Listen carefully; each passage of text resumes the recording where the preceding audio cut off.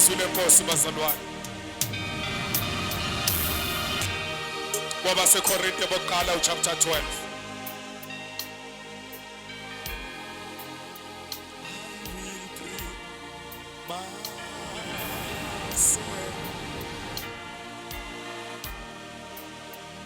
AbaseKorinte bokuqala chapter 12. Ngiyacela uMama Masango asifundele aqale kuverse 7 ayogcina kuverse 12. I mean kuverse 11. AbaseKorinte bokuqala chapter 12 verse 7 kuya kuverse 11. Ngiyabingelela abazalwane. Fundeka kanje isihloko kwabaseKorinte chapter 12 uverse 7. Isihloko sithi iziphiwo zikamoya ezahlukene nokuphathwa kwazo. Verse 7. Kepha yilowo nalowo uphiwa okubonakalisa umoya kube ngokokusiza. Ngokube omunye uphiwa ngomoya izwi lokuhlakanipha. Kepha omunye izwi lokwazi ngaye lowo moya. Omunye ukukholwa kuye lowo moya. Omunye iziphiwo zokuphulukisa kuwo umoya munye. Omunye ukwenza imisebenzi yamandla. Omunye ukuprofetha. Omunye ukwahlukanisa omoya. Omunye ukukhuluma izilimi ngezilimi. Omunye ukuhumusha izilimi. Kepha konke lokhu kusetshenzwa nguyena lowo moya munye. Ebabela yilowo nalowo ngokwakhe njengokuthanda kwakhe. Ngicela uthandaze ma. Siyabonga baba wethu ongcwele. Phila ilizwi lakho nasemini. Thank you Jesus. Siyabonga uNkulunkulu ukuthi ngawo lowo moya Nkosi yami izwi la ibandla lakho liyakhuliswa liqiniswe lifinyelele ebudodeni obupheleleyo. Phela Nkosi awufani nabo abanye oNkulunkulu. Siyabonga uNkulunkulu osithandayo nosinakekelayo. Mana nenceke yakho khuluma inhliziyo yakho ngayo. Konke kwenzela udumo nobukhosi bakho in Jesus name amen. Ngicela ningivumele bazalwane namhlanje ngikhulume ngalelizwi lenkosi. Egameni lika Jesu ngibingelela ama golden sisters egameni lenkosi. Hallelujah. Sibingelela obaba nomama egameni lenkosi. Sibingelela intombi nezinsizwa.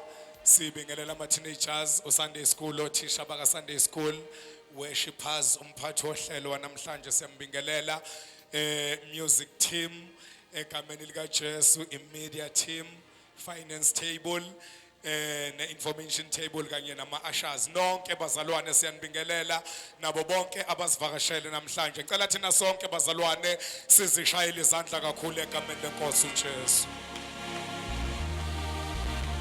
Hallelujah.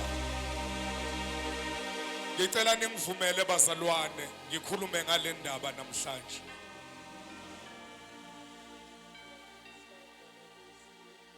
Alibongwe igama lika Jesu. Ake ngikhulume ngale ndaba namhlanje. Mhlawumbe angiyiqale ngokuthi sonke bazalwane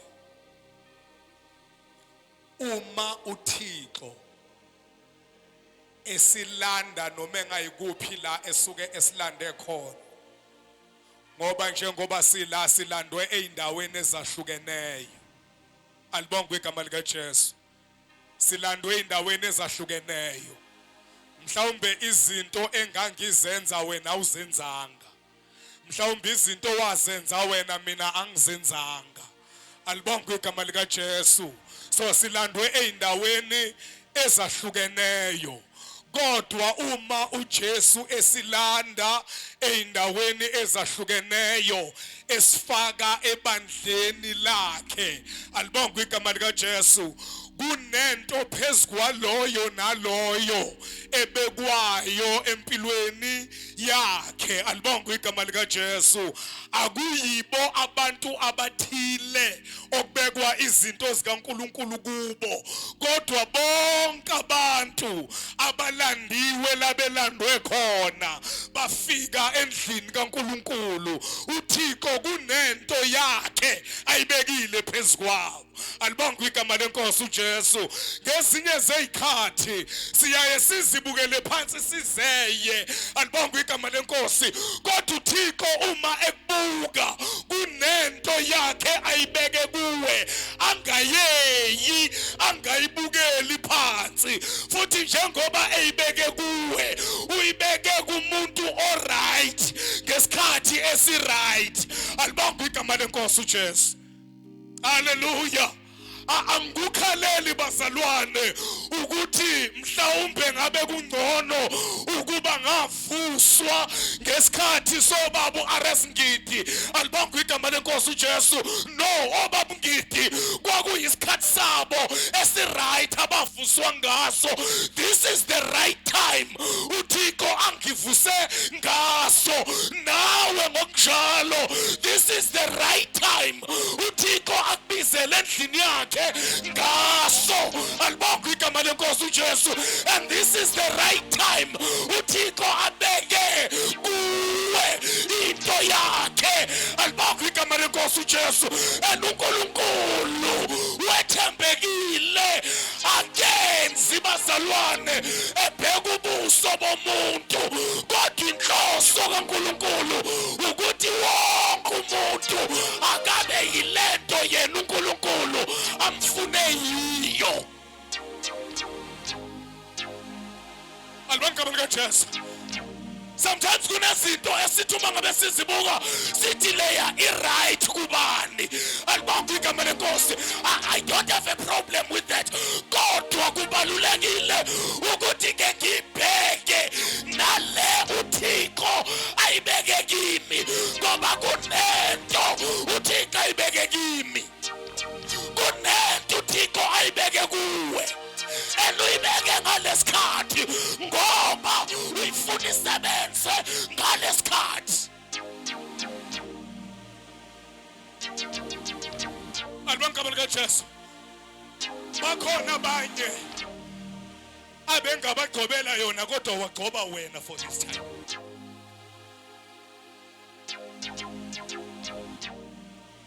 Alibonge igama likaJesu. Bakhona abanye bazalwane kunento eke yakhulunywa uJesu khaya elihle uma bezama ukuthulisa abafundi bakhe, bathi akabathulise. Uthi uJesu uma laba bethula, alibonge igama lenkosi, kungavuka namatshe angidumisi kahle kahle. uNkulunkulu akaswele ukuthi into yakhe angayibeka phi, angayibeka kubani, kodwa ukhethile ukuthi ayibeke kuwe. Alibonge igama likaJesu.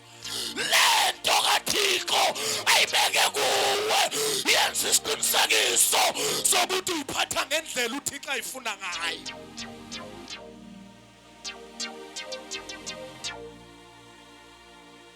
Hallelujah.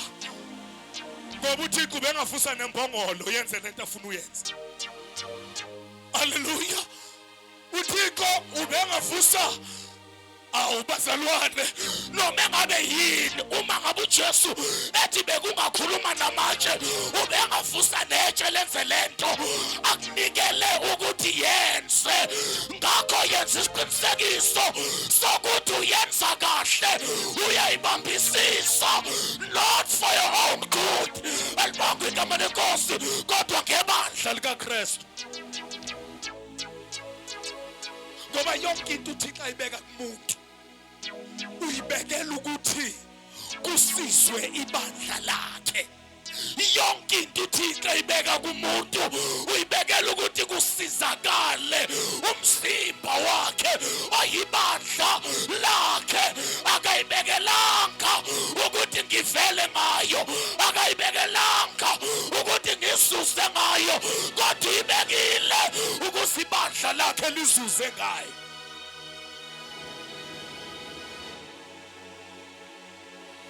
Alibonge igama likaJesu. Kahle kahle into engifuna ukuzoyiveza kuwe yinto ethi njengoba uThixo ekulandile la ekulande khona wakuletha la akakulandanga wakuyeka kanjalo kodwa ukulande wasebeka into yakhe ethize phezukwakho. Kunento kaThixo ibeke kuwe lento uThixo ibeke kuwe akayibekelanga wena kodwa ibekele thina njengebandla lakhe.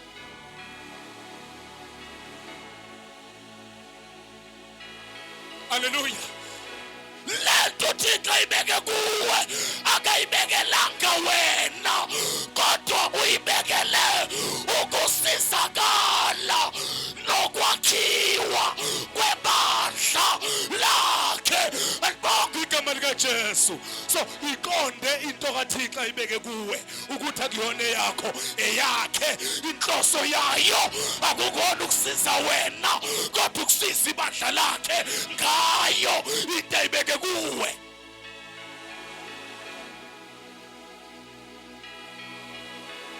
Hallelujah. Kahle kahle mina ngifana nefridge. Alibonge igama lenkosi. Uma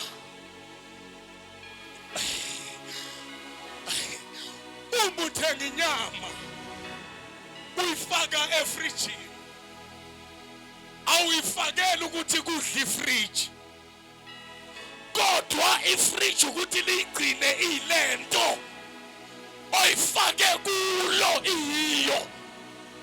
Alibonge igama likaJesu. So into kaThixo ayibeke kuwe uyibekele kuwe ukuthi uyilonde ilento eyiyo bese kuthi uma abantwana bami sebelambile bese beye efrijini bavula ifriji bakhipha inyama. Alibonge igama likaJesu.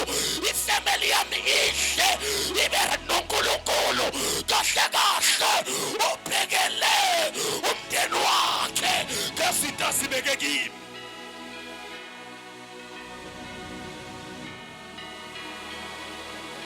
Hallelujah. Yonke into uThixo ayibeke kuwe akayibekele wena kodwa uyibekele ibandla lakhe.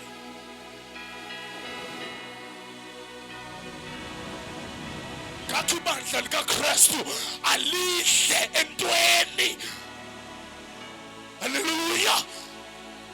uThixo ayibeke kuwe. Hallelujah.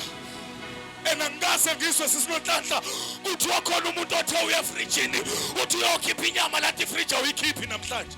Angaze ngizwe. Alibonge igama lenkosi. Kodwa anytime umuntu eya efrijini eyokhipha hallelujah ezophekela abantwana bakhe ifriji livula isandla lithi come and take. Alibonge igama lenkosi. Namhla uThixo ezofaka okunye livula isandla lithi come faka okunye for the sake yefamily yakho. Into uThixo ayibeke kuwe akayibekele wena kodwa uyibekele ibandla lakho.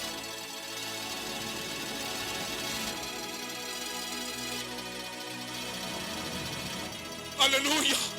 So ngamanye amagama kumele ngibe uhlobo lomuntu olivula isandla luthi uNkulunkulu anything ofuna ukuyideposit empilweni yami for the sake yebandla lakho do that. Alibonge igama lenkosi. Ngiphinde ngivula isandla ngithi ibandla likaThixo uma kunento uThixo ayibeke kimi ngenxa yalo okufanele lihle kuyo ngivula isandla ibandla likaThixo alihle. Alibonge igama likaJesu ngoba yonke into uThixo ayibeke kimi akayibekele mina kodwa uyibekele ibandla lakhe.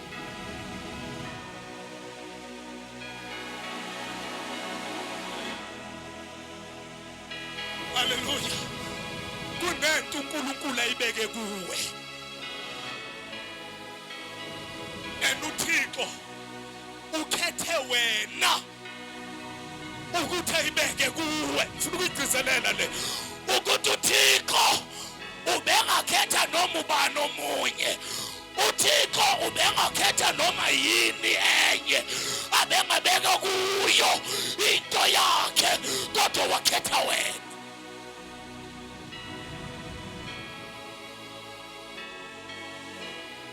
Hallelujah.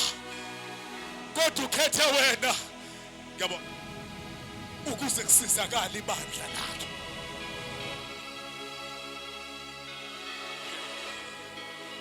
Akayikhethelanga mina, kodwa uyikhethela ukuthi kusizakale ibandla lakhe. Hallelujah. I think enye yezinto engenza ngithi enhlizweni yami, I want to die empty. Ngifuna ukufa ngingenalutho.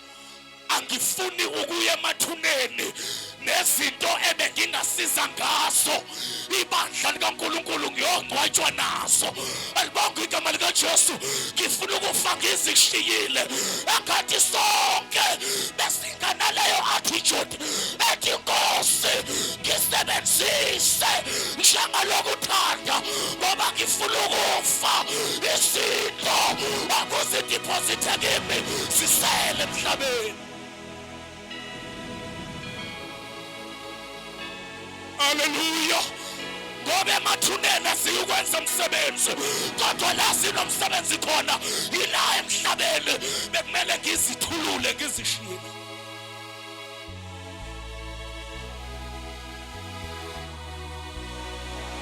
Hallelujah. I might not know ukuthi uThixo ubekeni kuwe, kodwa ngizocela mntaka baba ukuthi lento uThixo ayibeke kuwa kuyona yakho eyakhe, ukuze kusizakale ibandla lakhe. Alibonge igama likaJesu. Yenza njengaloku uThixo elindele ukuthi wenze. Hallelujah. Ungafi nezinto obekumele zishise ibandla uye nazo emathuneni.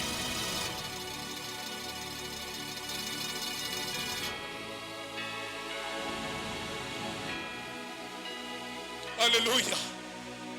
Ngoba sonke njengoba sila, uThixo kunezinto zakhe ayibeke kithi. Hallelujah. Kungenzeka siswange kube khona uThixo akubeke kuwo okufanayo nokwalo, kodwa uThixo ulindele ukuthi akusebenzise njengaloku ethanda yena kuwe. Yazi ukuthi kuyenzeka kube into eyodwa ukuthi uThixo ayisebenzise ngendlela efanayo.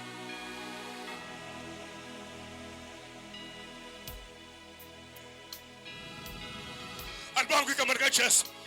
So noma kuyinto eyodwa kodwa kunento unique uThixo akufusele yona. Alibonge igama likaJesu. Ingakho ku-wrong ukuba i-photocopy yomunye umuntu. Be yourself, ngoba uThixo kunento ayakhele kuwe angayakhelanga komunye umuntu.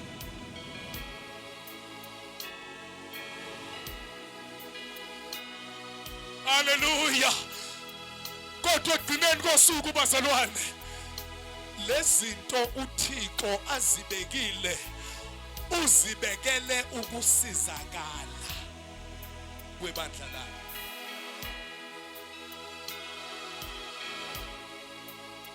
Hallelujah. Ubekele ukusizakala kwebandla lakhe.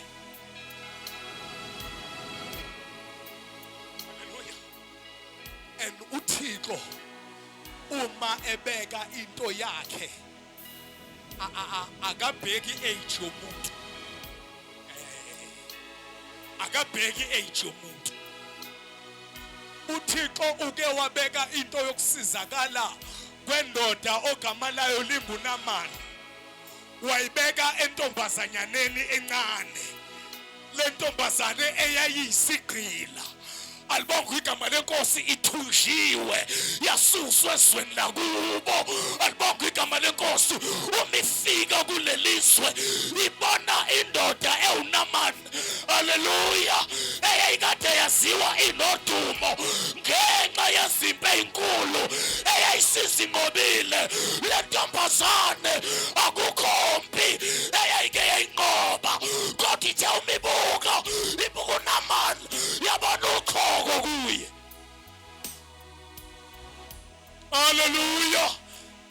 iyazwakala ithi yazi inkosi yami uma ibingaya ngakithi ibingafika iphile ngoba ngakithi kukhona umprofeti okhona alibonga igama likaJesu and exactly as le ntombazane ishilo uNamani waya kwathi wakayogeza emfuleni kayisikhombisa lithi iBhayibheli waphuma lapho isikhumba sakhe singathi somntwana kodwa kusetshenziswe intombazanyana encane edelelekile uThixo akanandaba nokuthi usebenzisa abantu akanandaba nokuthi umuntu azomsebenzisa udelelekile kodwa uThixo haleluya wenza umsebenzi njengalokhu kuhle kuye yabuya indoda eyisikhondla khondla haleluya yabuya uqhoko lusukile kodwa uThixo wasebenzisa ingane intombazane encane alibonga likaJesu uThixo ngathi uyakuthanda ukusebenzisa laba abangathi babukeleka phansi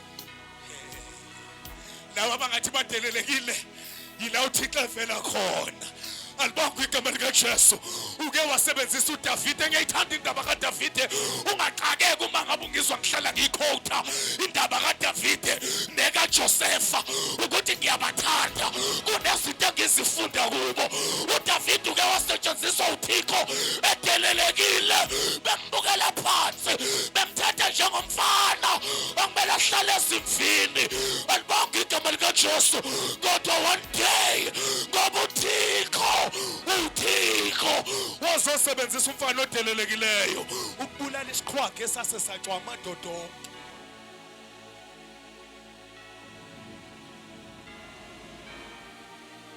haleluya kodwa kahle kahle naloko uThixo wayengakwenzela ukusizakala kukaDavide kodwa wayekwenzela ukusiza ngathi uDavide wayeunderstanda lento ngoba ngizwa mangabe buza ukuthi kuyokwenziwani ngalomfilisti ongasokile othuka impi kaJehova alibonga igama lenkosi ngoba uDavide yayikhona into ethi impi kaJehova akufanele ithukwe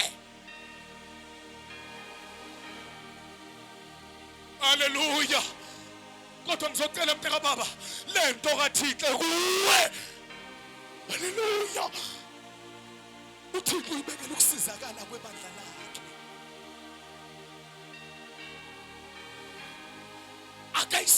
akayibekelanga ukuthi thatha uhlale naye phansi akayibekelanga ukuthi uyenze idisplay kodwa uyibekile ukuze kusizakale ibandla lakhe ngayo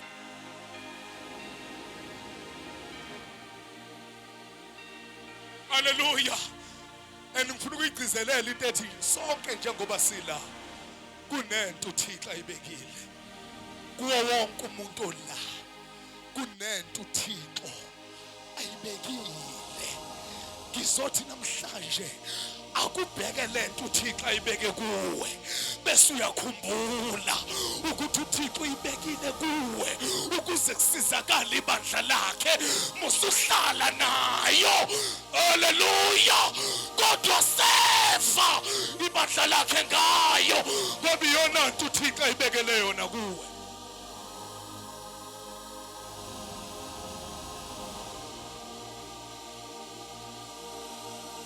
haleluya lingalimali ibandla likaThixo uThixo kunento abekwethembe ngayo kodwa wena wayithatha wahlala nayo phansi ibandla likaThixo lilimale lilinyazwe ukuthi kunezinto uThixo abezibekile kodwa abantu asibeke kubo abazisebenzisanga do you imagine abantwana belambile endlini kodwa ifridge inyama ikhona ukuthi ifridge lithakungenwa la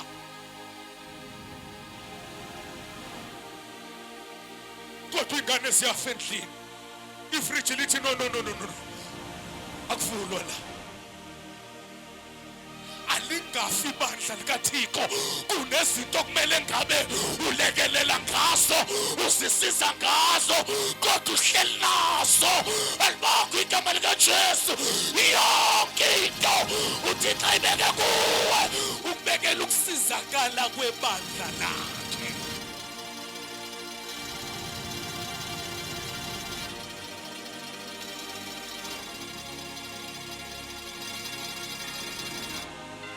Hallelujah. Uyibekela ukusizakala kwebandla lakhe ngawe.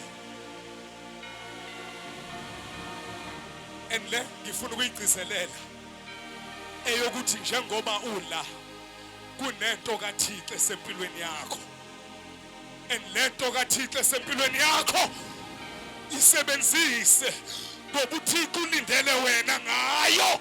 Hayi omunye umuntu kodwa wena musuhlala nento kaThixo.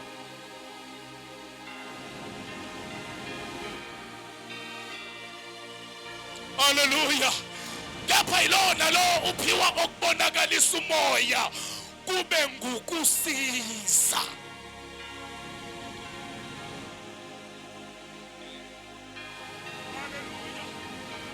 Yilowo nalowo uphiwa okubonakalisa umoya kube ngukusiza.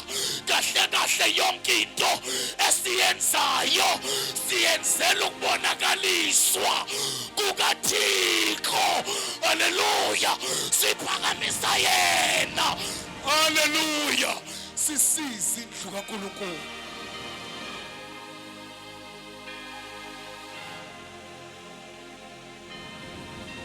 Wahlala nezinto zikaThixo kufanele ngabe useva ngazo.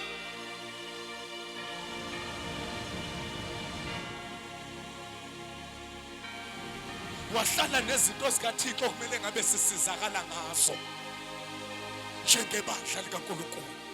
Wahlala nazo.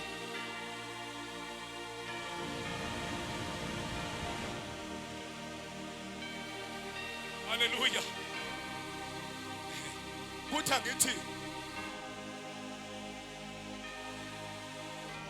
uboba qaphela abantu abahlala bekhomba izinto ezirong endlini kaNkulunkulu ukuthi labo bantu kahle kahle ingxaki yabo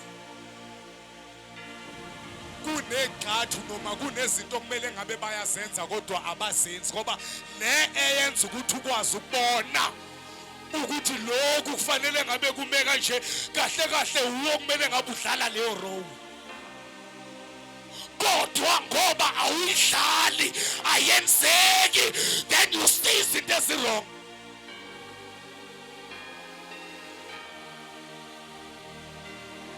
Ngamanye amagama umuno wakho ukhombele kodwa kunemina emthathe ekhombe kuwe. Yazi ngiyakhuluma namhlanje. Hallelujah.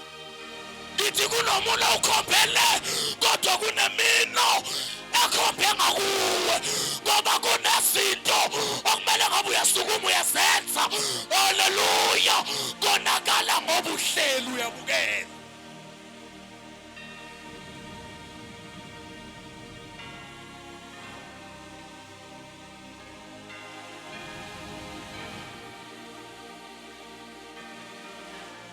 Hallelujah.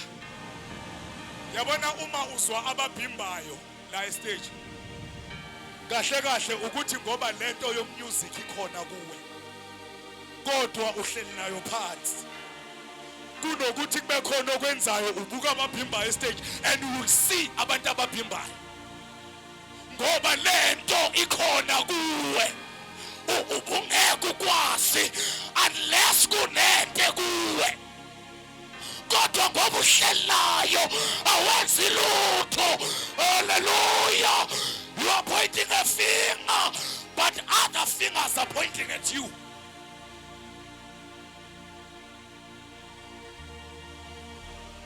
Kwathi ngikhulume kabe esontweni. Kwathi ngikhulume kabe esontweni. Dithi uma ubona into wrong ungenzi lutho ngayo, stop complaining. usibangele isicefe esontweni.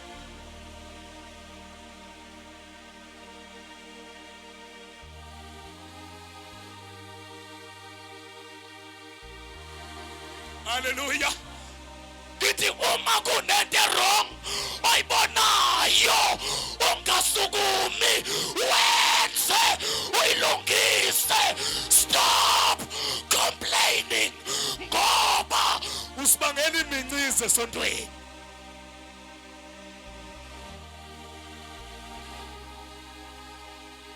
Ayazi ngiyashumayela namhlanje. Hallelujah. ngoba lento isho ukuthi kunento kuwe kodwa uhleli nayo phansi. You don't use it.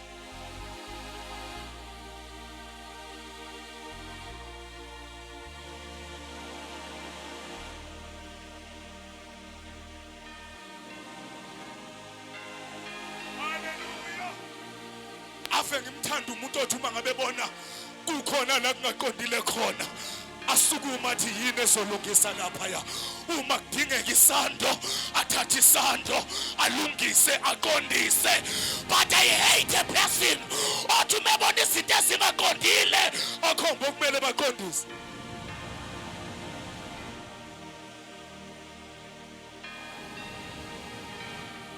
Wenzani ukulungisa izinto?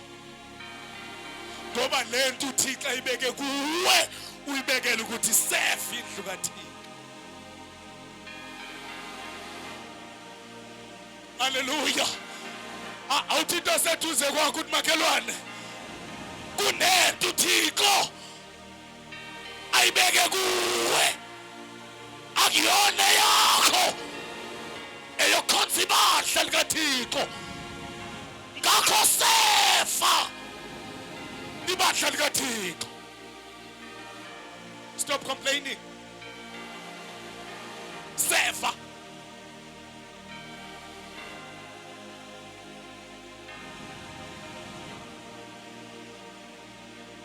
Hallelujah. Ngoba into nento uThixo ayibeke emntwini esesendlini kaNkulunkulu uyibekela ukuthi umuntu akakhonza ibandla ukuze kwakhiwe umzimba kaKristu. Elibonge igama likaJesu. Umsebenzi wethu thina sonke ukuseva ibandla likaKristu.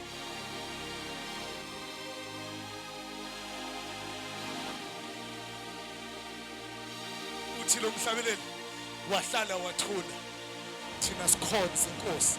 Kahle kahle awusho ukuthi wahlala wathula thina siye esontweni njalo ngesonto, kodwa uthi wahlala wathula as we are serving the Lord.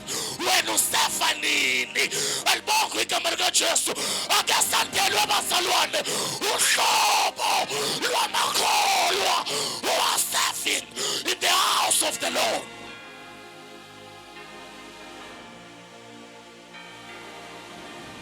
Hayi lolu hlobo lolu lwephambi. Hlobo lwephambi. Ngoba as you are pointing fingers to others, you are killing them. But instead, bekufanele esikhundleni sokuthi esikhundleni sokuthi ungabakhombi besifunda kulamaviki adlule alibonke igama lenkosi uJesu lithi leliya vesi asisupport asisekele ababuthakathaka kahle kahle kukhona kwethu ukuthi ababuthakathaka sibaqindezele sibabulale, kodwa kwethu ukuthi ababuthakathaka sibaphakamise sibafukule.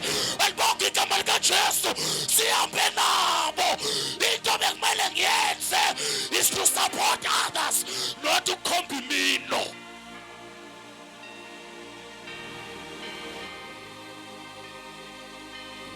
As you are pointing fingers to them, you are killing them. Kodwa umusondela kubo ubafukula ubenza babone ukuthi lento esiyenzayo ikhona. Lento esiyenzayo bakhona abalekelelekayo kuyo. Elibonke igama likaJesu lithi iBhayibheli ungabulali.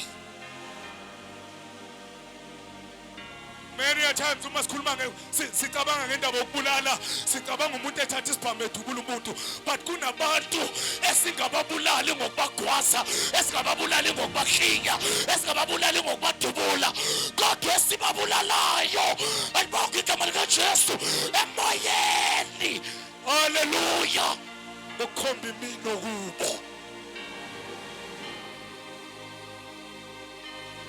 We are not called to kill, but we are called to revive.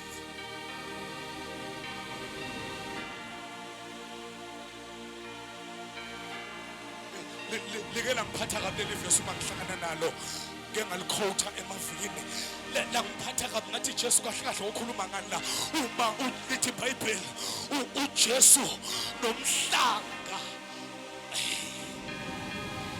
ofecekileyo akawaphuli umhlanga ofecekileyo akawaphuli adla bazalwane asibizelwe ukwaphula imhlanga efecekileyo kodwa sibiziwe haleluya ukuthi ngezinto uThixo azibeke kithi kwakhiwe ibandla.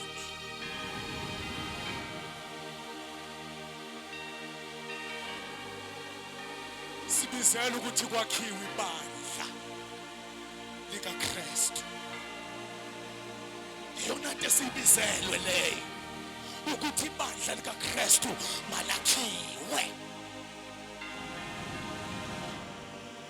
Alright, angifundela amazwi masiyani. Kodwa ngiyafuna ukuyigcizelela leya ethi uphiwa okubonakalisa umoya kube ngukusisa, not to destroy but ukusiza. Iyona esibizelwe endlini kaNkulunkulu ukusiza. Uma sifica abanye besemgodini sibizelwe ukwelula isandla sibasize.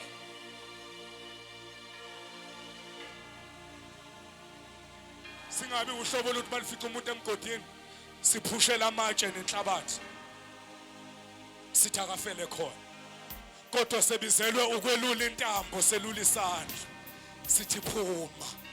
Ibandla likaThixo lidinga thina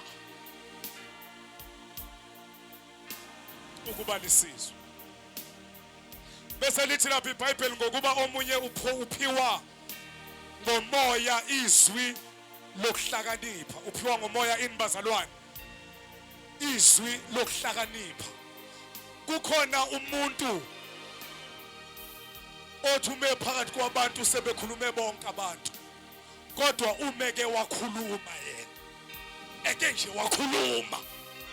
Alibonke igama likaJesu kucaca ukuthi ukhulumile. Leyo yinto uThixo ayibeka emntwini. Kungenzeka ingabi kithi sonke kodwa ayibeke emntwini othile. Nayo leyo uThixo uyibekela into eyodwa ukusizakala kwebandla lakhe. Haleluya. Omunye aphiwe izwi lokuhlakanipha. Alibonke igama lokwazi. Haleluya. Uma uya kuye ubuza into you know ukuthi answer uzoyithola ngoba kubekwe kuye izwi lokwazi. Naleyo umuntu inikelwe ukwakhiwa kwebandla likaKristu. Haleluya.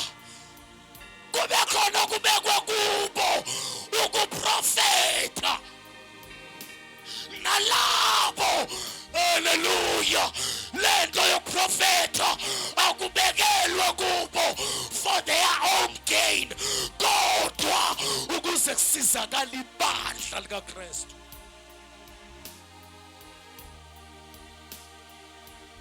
Haleluya. Lithi khona abanye abaphiwa ukwazi izilimi ngezilimi. ngaleyo ibekelwa into eyodwa ukusizakala kwebandla likaKristu. Kukhona abakwazi ukuhlola umoya. Alibonge igama likaJesu.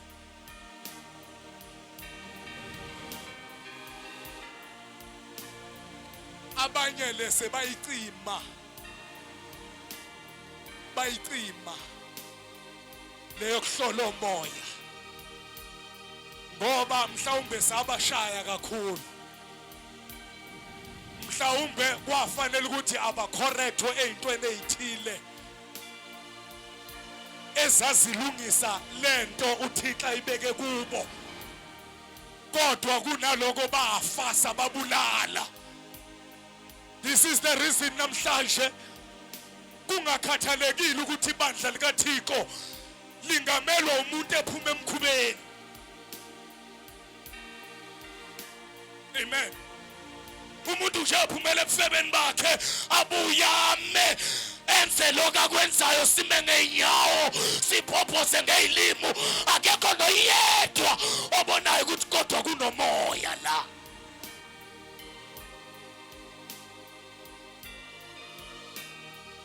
Alibonge igama likaJesu.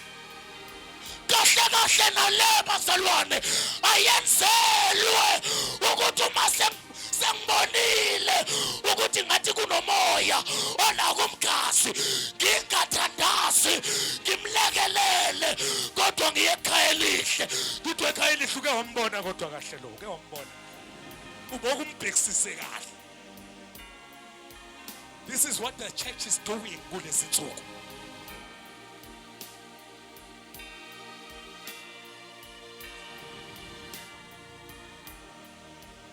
Alibonge igama likaJesu. Yile yenziwa ibandla namhlanje. Athi uThixo uma kunento ayambulayo esikhundleni sokuthenga umuntu uye emadolweni ayokhala kuNkulunkulu ayokhuza umoya ngegama likaJesu. Angawukhuzi kodwa yoxoxela omunye.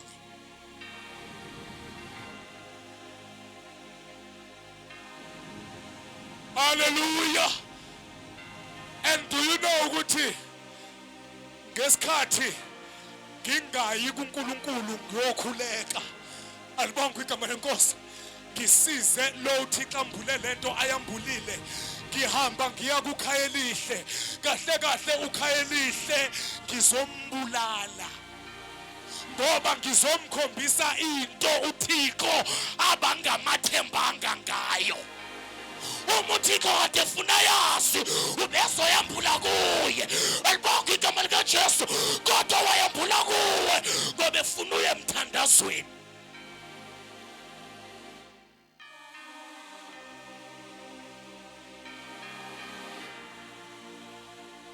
Alibonge igama lenkosi.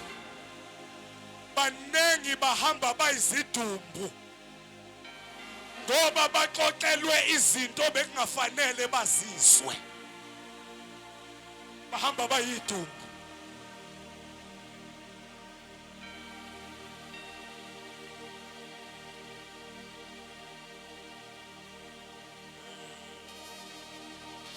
Ngempela singakhi idumbu osukhandile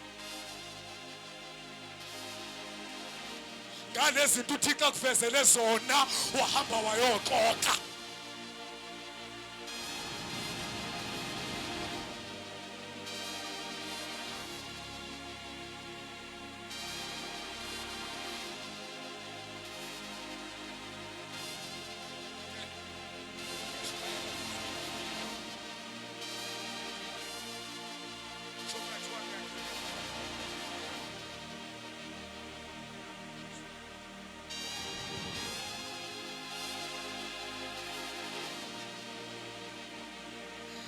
Alibonge igama likaJesu. Ngempela singakhi idumbu osukhandile. Bangakho abantu esibabona behamba esithi uma sithi amen kubo bathi amen kodwa ngaphakathi bafile ngenxa yezinto obekumele uyothandazela awangaya ukuyoyithandazela wayobaxoxela zona. uThixo kade evezele wena.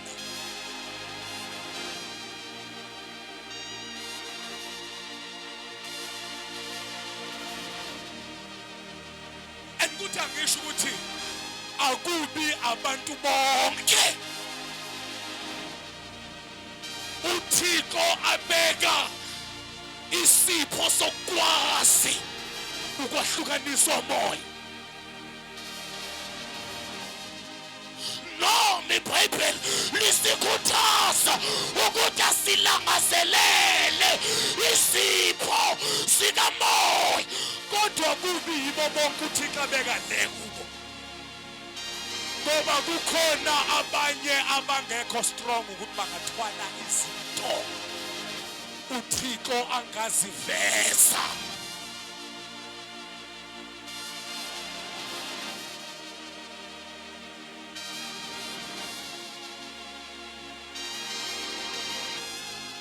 Hallelujah. So ngithi kuwe uma uThixo kunento ayivezayo, kahle kahle kuyona into yokuthi hamba ukhuluma ngayo, kodwa into yokuya emadolweni uthi Nkosi ngimletha kuwe. Hallelujah. Uma iNkosi ithi yana kuye umluleke, do that. Kodwa kubalekile ukuthi izwane ukuthi uThixo uthini.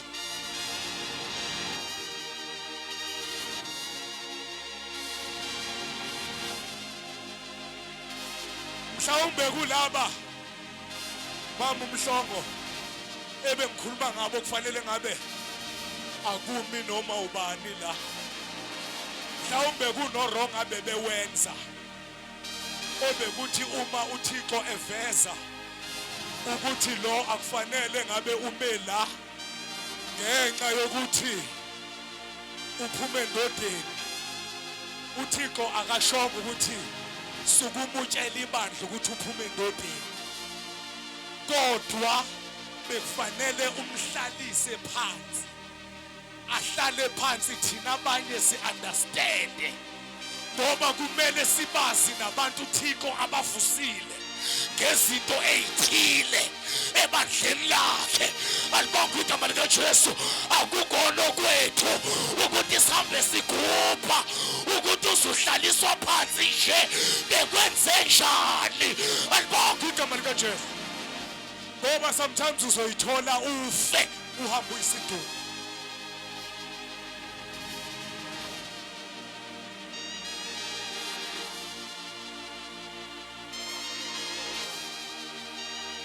Alibonke igama likaJesu.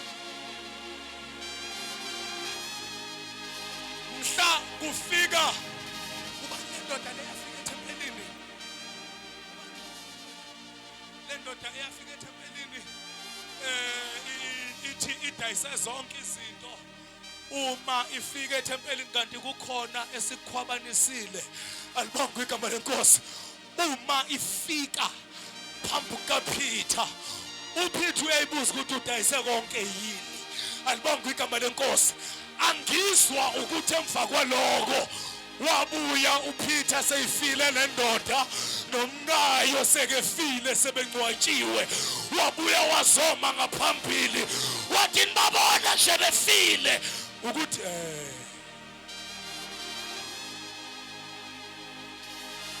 and some people isibalimaza ngalokho bazalwane ukuthi kuthi ngoba kunaleyo nto ebingeyinhle siyambhulela izwe lonke, kanti eqinisweni uma uThixo ayambhula uyambhulela ukuthi loyo muntu asizakale nothi ukuthi afe.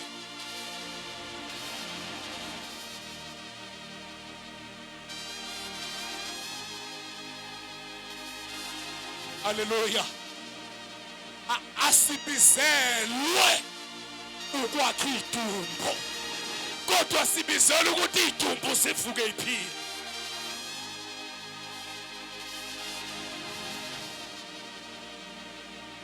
Kube khona la uThixo abeke kubo into yoku-interpreta izilimi. Bazalwane,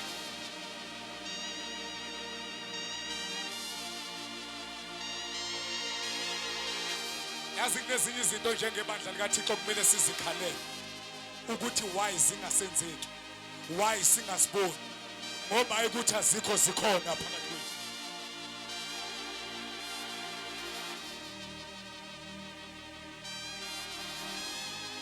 salibonga igama likaJesu sikhona siphakathi kwethu uprofetha kukhona kuphakathi kwethu izwi lokuhlakanipha likhona liphakathi kwethu izwi lokwazi likhona liphakathi zonke lezinto zikhona siphakathi kwethu alibonga igama likaJesu asifundize ivesi lokugcina bese ngiyavala ivesi lokugcina Timotheo wesibili chapter 1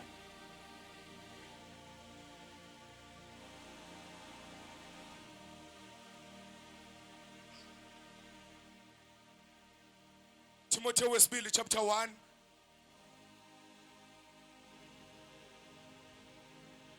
sifunda ivesi elilodwa uverse 6 ufunda kanje uthi ngaleso sizathu ngiyakukhumbuza ukuba uvuse isipho somusa sikaNkuluNkulu esikhona kuwe ngokubeka izandla zami ngaleso sizathu ngiyakukhumbuza ukuba uvuse isipho somusa sikaNkuluNkulu khona ebengilifunda ngithi NIV ithi stir the gift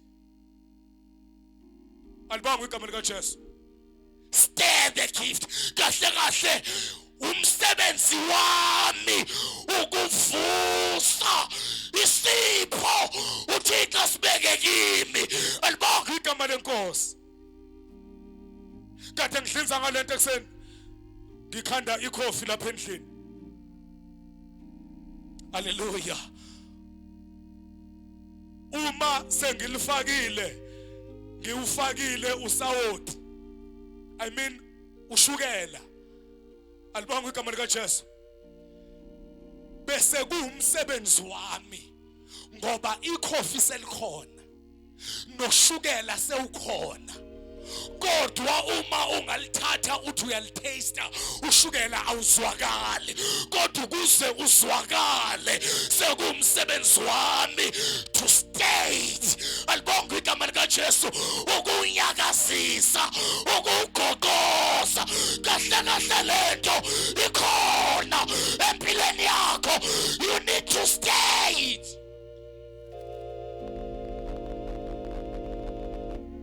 alibonga igama likaJesu umenganyakazisiwe angeke sibuze ubumnandi bayo kodwa ngesikhathi unyakazisa haleluya siyaqala siyizwe taste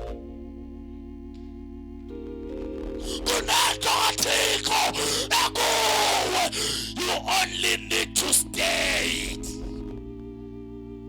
inyakazise haleluya uma kumele uyemthandazweni ngenxa yayo uyemthandazweni uma kumele usilukudla ngenxa yayo silukudla you need to state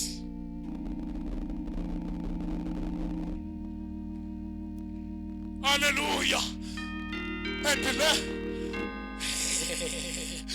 mhlawumbe bengizozwa ngcono ukuba uPaul uthi uThixo uzoyivusa kodwa uPaul uthi wena ivuse ngamanye amagama uThixo uqedile ngokuthi ayibeke haleluya sekusele kimi ukuyinyakazisa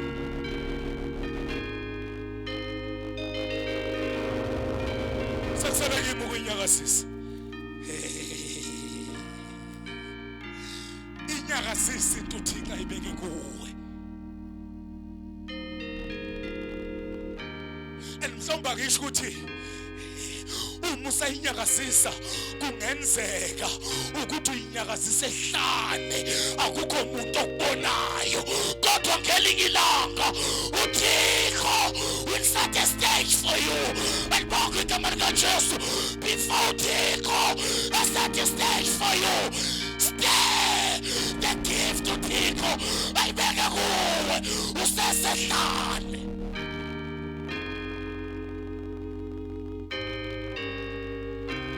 mhla uThixo ekusethela stage alibonga igama lenkosi uthi umufika abantu bambona uNkulunkulu but you need to state Yabona baba Dlamini ngesikhathi ngiligoqoza leli khofi kahle kahle bengisaligoqoze lenkomshini kodwa belingakangeni emlonyeni belingakafiki kuma taste buds alibonke igama lenkosi bengisaligoqoza ngiyabonga bengisaligoqoza ngiligoqozele enkomshini Ngithe uma ngilithatha seligoqoziwe ngilifaka emlonyeni lifika kuma-taste buds alibonke igama lenkosi bezwakala ubumnandi balo. Haleluya. you need to stay it sisesenkomshini. Hallelujah. Ngaye ngabona uMr Bean behlanganisa konke ikhofi ubisi ushukela emlonyeni. I can tell you ukuthi le anta eyenza yinto engenzeki. Alibonke igama lika Jesu ngoba ikhofi lidinga uligoqoze lisesenkomshini. Yabonga isikhathi bengakubona abanye. Stay your gift. Alibonke igama lika Jesu ngesikhathi wedwa. Stay your gift. Hallelujah. Ngoba kunesikhathi esisayo uThixo uhlelela sona. But stay your gift. Hallelujah. Stay your gift. Uma kumele uye emthandazweni yana emthandazweni.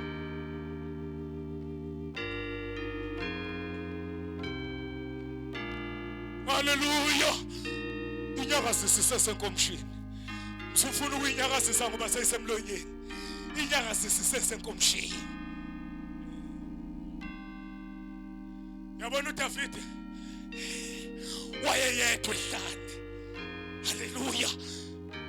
Esanyakazisa igift yakhe edlalisa indwayimani. Alibonke igama lenkosi angazi ukuthi yini ayeyibeka eciba ngayo kodwa wayeyedwa ehlale kanti one day uThixo haleluya uzombeka phambi kaGoliath. Kwasho ukuthi ubeka umuntu haleluya ojwayele alibonke igama lika Jesu ukuswinga haleluya indwayimani.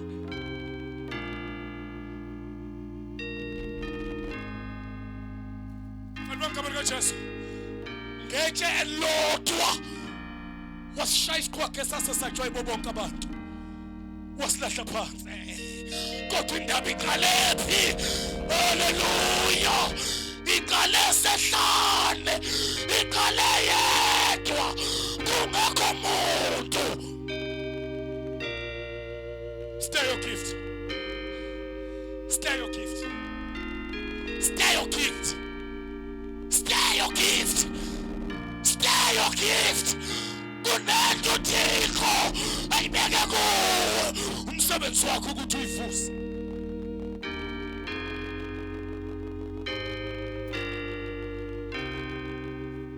Mina ngiyazi kodwa ngisakhuluma uThixo uyayisho kuwe ukuthi kahle kahle naye yakho sebenza yona noma ngabe ibuka ngidelelekile kodwa sebenza yona.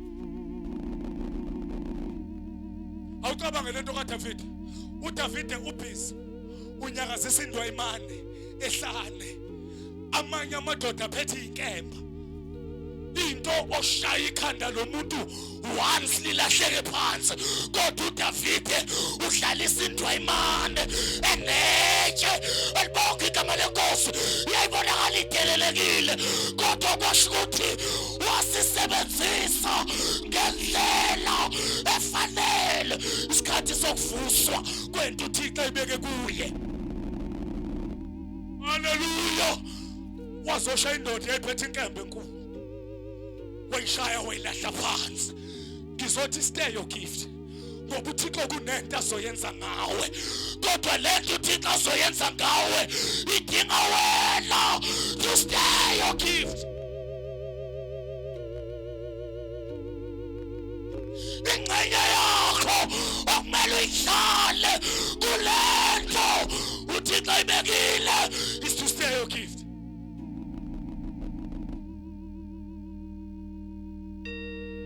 How do we stay this gift?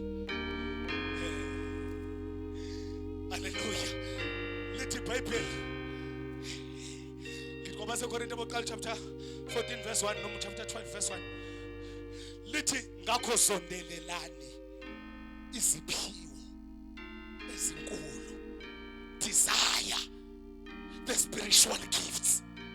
Bese lithi kakhulu esokuprofeta, kodwa alithi sondelelani isiphiwo sokuprofeta, lithi sondelelani iziphiwo zikamoya. Bese lithi kakhulu esokuprofeta, ngamanye amagama lento idinga mina ngilangazelele. Ngesikhathi ngilangazelela, I'm stirring it.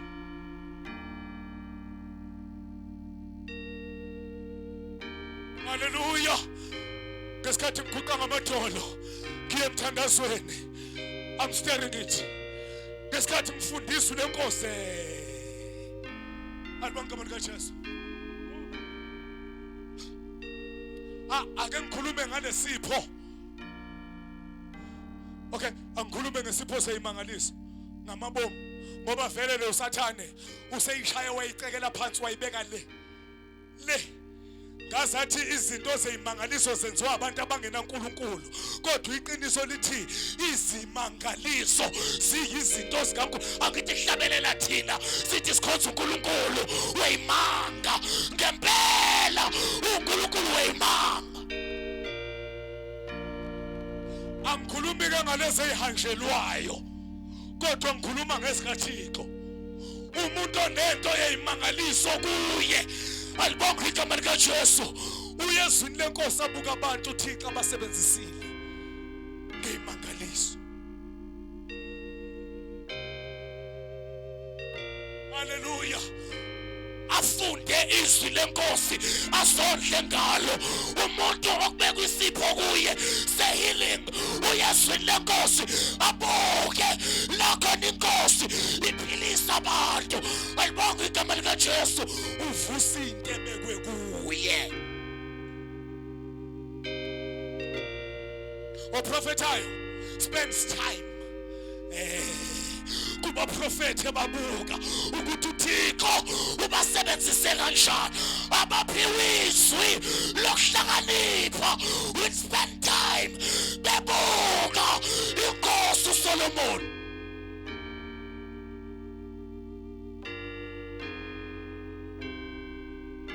Alibonke igama likaJesu. As you are doing that, you are stirring isipho uThixo asibeke kuwe. Esuguqa ngamadolo uyothandaza, you are stirring isipho uThixo asibeke kuwe. Ngesikhathi ufundiswa lenkosi uyavusa isipho uThixo asibeke kuwe. Ngesikhathi uzila ukudla uyavusa isipho uThixo asibeke kuwe. Msuhlala nezinto zikaThixo. Sime ngenyawo sesiyathandaza.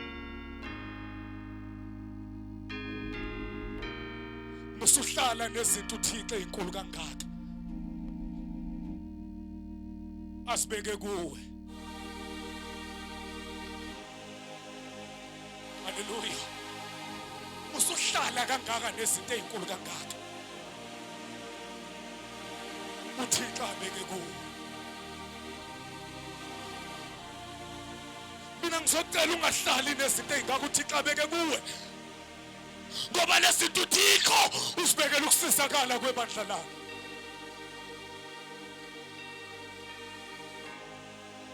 One thing ngifanele ukuyicabanga ukuthi kufanele ngayasikhathaza abazalwane, into yokuthi every Sunday ngingena la esangweni ngingene la endlini ngihlale phansi kuphuma inkonzo ngiphume ngomnyango ngihambe, kufanele ngayasikhathaza leyo.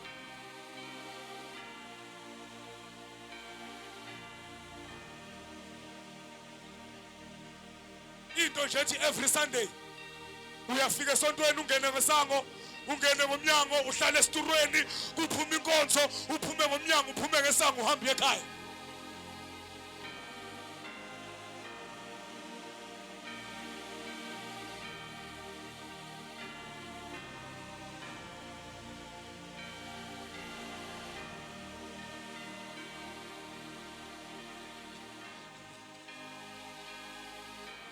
Njengoba ngibhekile nje ngiyabona ukuthi khona abalindele ukuthi umfundisi uzothi ngiyaxolisa ke kule ngishoyo ngiyikhulume wrong awuthi ngiyiphinde khona uzoyibona ukuthi ngiyisho ngempela angidlali ngithi kufanele ngabe iyakukhathaza into yokuthi every Sunday ungena ngesango ungene ngomnyango uhlala esitulweni kuphuma inkonzo uphume ngomnyango uye ekhaya kuphelele lapho.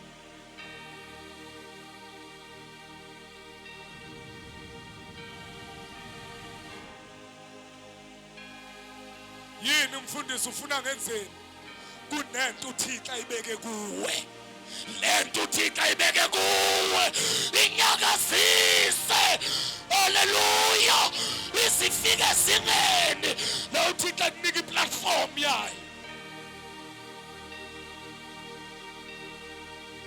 inyakazise into uThixo ayibeke kuwe inyakazise into uThixo ayibeke kuwe ayingahlali ithule ungakhohlwa akuyona yakho kodwa uThixo ukunikele yona ukusiza ibandla. Sivala amehlo sesiyathandaza.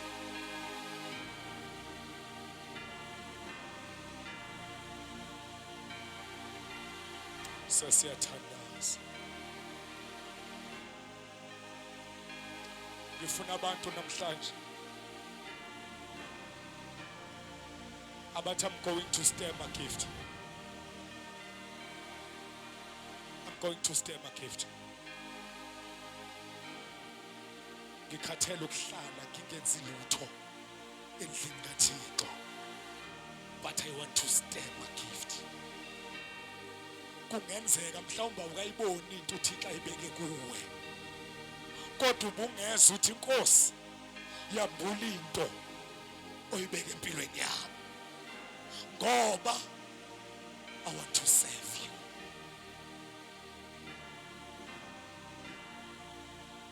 Bekhona osho njalo woza ngithandaze nawe. Woza ngithandaze nawe.